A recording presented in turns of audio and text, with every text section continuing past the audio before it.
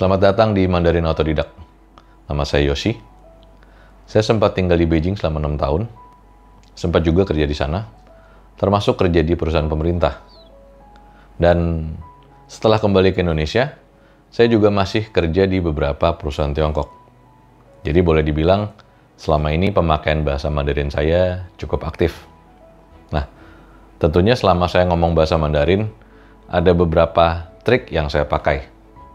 Jadi lewat video ini, saya pengen bagiin trik yang saya pakai biar saya lebih gampang untuk pakai kata pu. Kayak gimana sih triknya? Nah, pertama-tama, ayo kita lihat dulu ya, sebenarnya apa sih kata pu ini? Kata pu ini sama kayak bahasa Indonesia tidak. Atau kalau versi nggak formalnya, enggak. Ya. Jadi sama persis kayak tidak atau enggak. Contohnya, kalau misalnya kita mau ngomong enggak suka. Dalam bahasa Mandarin, suka, xi huan. Xi huan. Kalau mau bilang enggak suka, tinggal kita tambahin kata pu. Tambahinnya di mana? Sama persis seperti bahasa Indonesia. Sebelum kata yang ingin kita sangkal. Ya. Jadi, pu. 喜欢 不喜欢 Contoh lagi, misalnya enggak pergi. Pergi dalam bahasa Mandarin 去. Kalau mau ngomong enggak pergi, 不去 不去 Contoh lagi, enggak datang. Datang dalam bahasa Mandarin 来. Kalau mau ngomong enggak datang, berarti 不来 Pulai. Tadi contoh-contoh itu kita pakai kata kerja ya. Sekarang coba kita pakai kata sifat. Misalnya, nggak dingin. Dingin dalam bahasa Mandarinnya, laang. Kalau mau ngomong nggak dingin, berarti tinggal tambahin pu di depannya. Jadi, pulang. Pulang. Contoh lagi. Nggak cakep. Cakep dalam bahasa Mandarinnya, piaoliang. Kalau mau ngomong nggak cakep, tambahin pu di depannya. Pu piaoliang. Pu piaoliang. Contoh lagi. Panas. Kalau mau bilang nggak panas, sama juga. Tinggal tambahin pu. Panas bahasa Mandarinnya re. Nggak panas berarti pu re. Pu re. Terus apalagi yang mirip sama bahasa Indonesia? Kalau bahasa Indonesia kita bisa pakai tidak atau enggak buat bikin pertanyaan. Contohnya, kamu minum kopi atau enggak? Ya, bahasa Mandarinnya juga sama, bisa begitu.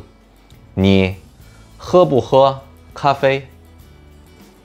Contoh lagi, kamu nonton film atau enggak? Ni kan bu kan dianyar? Ni kan bu kan dianyar? Contoh lagi misalnya yang pakai kata sifat. Beijing, dingin atau enggak? Beijing, lang bu lang? Beijing, lang bu lang? Buat bikin pertanyaan pakai kata pu cukup gampang ya. Rumusnya sederhana.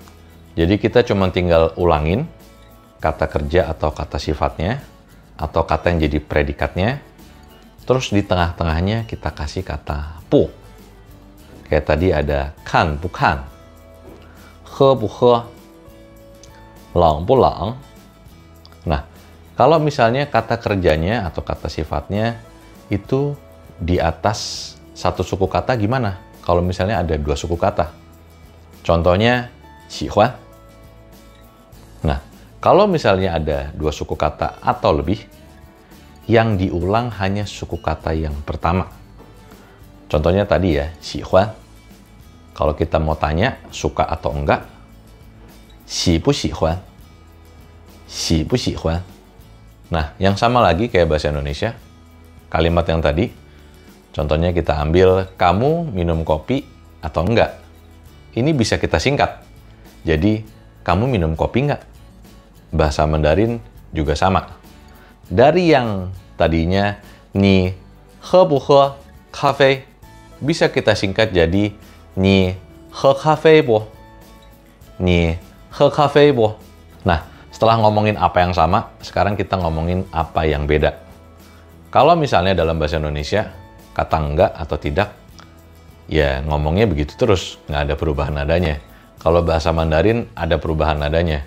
Rumusnya gampang, tergantung kata yang ada di belakang kata pu. Kalau misalnya yang di belakang pu itu nada 4, pu berubah jadi nada 2. Ya. Contohnya, kalau misalnya yang di belakang pu itu ci, pergi, nadanya 4. Nah, pu harus jadi nada 2. Jadi kita ngomongnya pu ci, pu ci. Contoh lagi, misalnya shi yang artinya adalah, nadanya 4. Kalau misalnya kita tambahin pu itu sendiri harus jadi nada 2. Jadi ngomongnya pu shi, pu shi. Terus waktu kita pakai pu buat bikin pertanyaan, pu itu juga berubah nadanya. Berubahnya jadi gimana? Berubahnya jadi tanpa nada atau qingshou. Contohnya di kalimat tadi ya. Ni kan bu kan dianying? Nah, pu yang ada dalam kalimat ini harus dibaca tanpa nada. Kan bu kan. Contoh lagi, ni he bu he kafe? Pu di sini juga harus dibaca tanpa nada. Jadi he bu he. Termasuk yang kita taruh di akhir kalimat. Ni he kafe bu? Ni he kafe bu? Selain perubahan nada, masih ada satu lagi perbedaannya.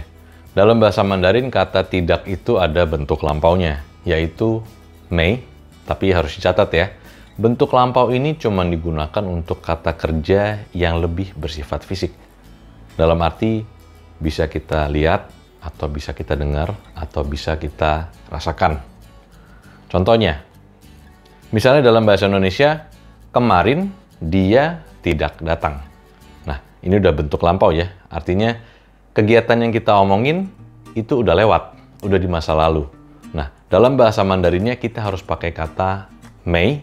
Jadi, 昨天他没来.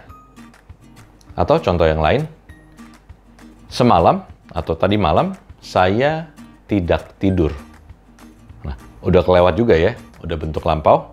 Jadi, harus pakai mei. Kalimatnya jadi seperti ini. 昨晚我没睡觉. Tapi buat kata kerja yang ngegambarin kemauan, kemampuan, atau yang ada hubungannya sama psikologi, kalau saya sih biar lebih gampang ingetinnya yang kata kerja yang lebih abstrak. Itu kita tetap harus pakai kata pu, meskipun sudah lewat atau sudah lampau. Contohnya ya, dulu saya nggak bisa ngomong bahasa Mandarin. Nah, kata kerjanya bisa. Bisa itu berkaitan dengan kemampuan. Jadi meskipun udah lewat, kita tetap harus pakai kata pu. Jadi, 以前我不会说中文。以前我不会说中文。Contoh lain lagi. Misalnya, kemarin saya nggak pengen makan es krim. Nah, pengen itu berkaitan dengan kemauan atau psikologi. Meskipun sudah lewat, kita ngomongnya kemarin ya, jadi tetap harus pakai kata pu. Kalimatnya jadi seperti ini. 昨天我不想吃冰淇淋。昨天我不想吃冰淇淋。Nah, setelah kita bahas apa yang sama dan apa yang beda dari bahasa Indonesia, sekarang ada beberapa catatan tambahan. Yang pertama, buat kata yo yang berarti ada, itu nggak bisa ditambahin kata pu.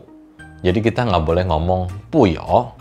Kalau kita mau ngomong nggak ada atau tidak ada, ngomongnya harus mei yo,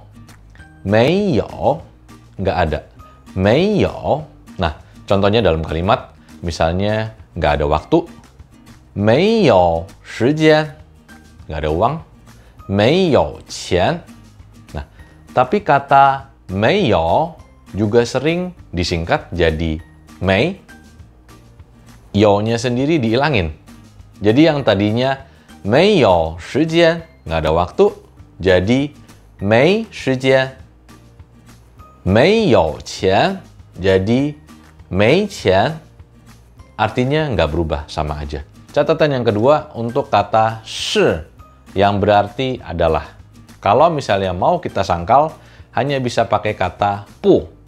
Ingat ya, karena 是 nada 4, 不 berubah jadi nada 2. Ngomongnya 不是, 不是. Artinya bukan. Contohnya dalam kalimat, saya bukan orang Amerika. 我不是美国人. 我不是美国人. Nah, itu tadi trik yang saya pakai untuk nentuin kapan kita pakai kata 不, kapan kita pakai kata 美. Dan seperti kata Confucius, 择其善者而从之, 其不善者而改之. Pelajarilah apa yang menurut kamu positif dari apa yang saya bagikan.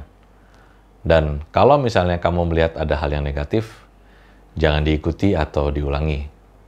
Dan jangan ragu juga untuk menuliskan kritik dan saran lewat kolom komentar. Sampai di sini. 再见.